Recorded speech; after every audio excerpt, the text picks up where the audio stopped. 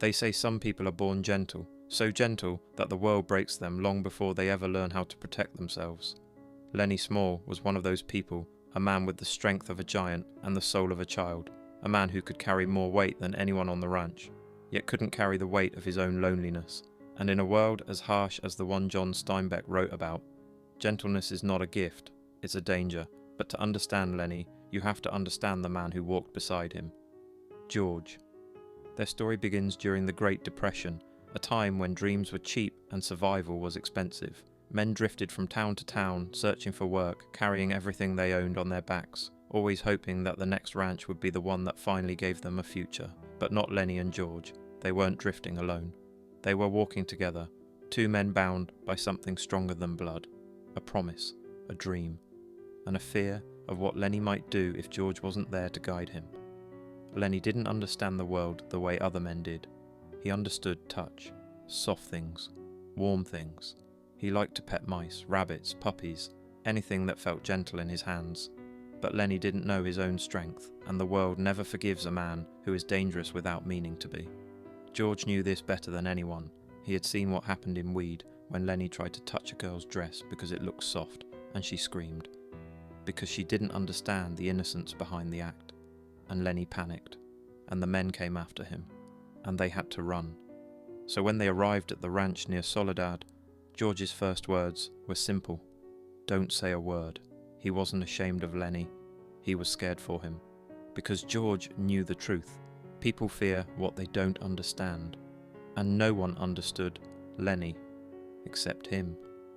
On the ranch, the other men were alone, trapped inside their own fears, their own failures, their own versions of a dream that never came true.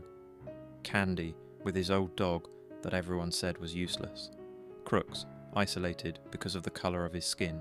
Curly's wife, desperate to be seen, because no one had looked at her like a human being in years. Every character in Steinbeck's world is lonely, every single one of them.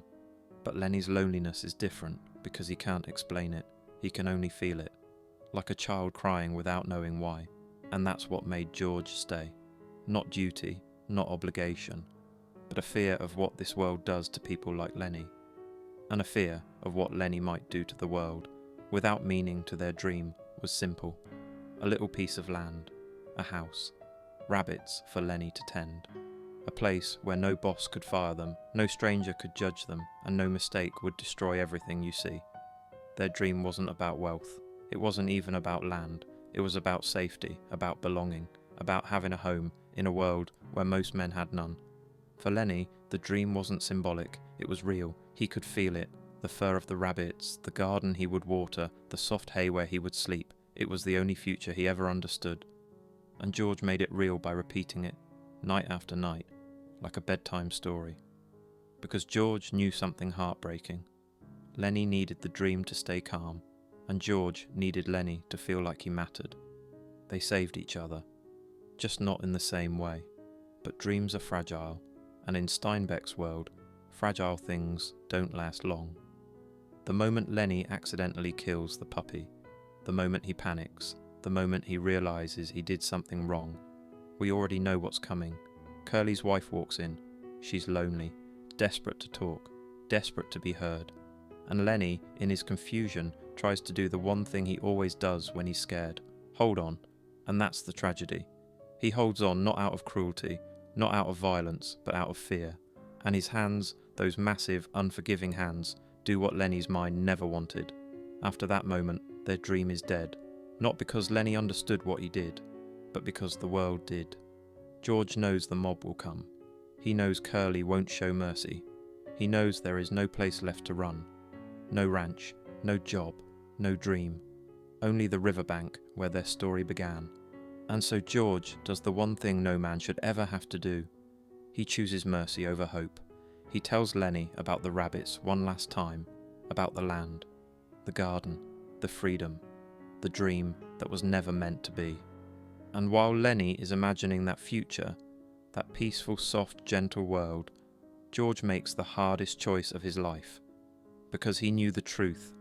The world was never built for Lennie, and Lennie was never built for the world. Steinbeck never wrote Lennie as a villain, or as a burden.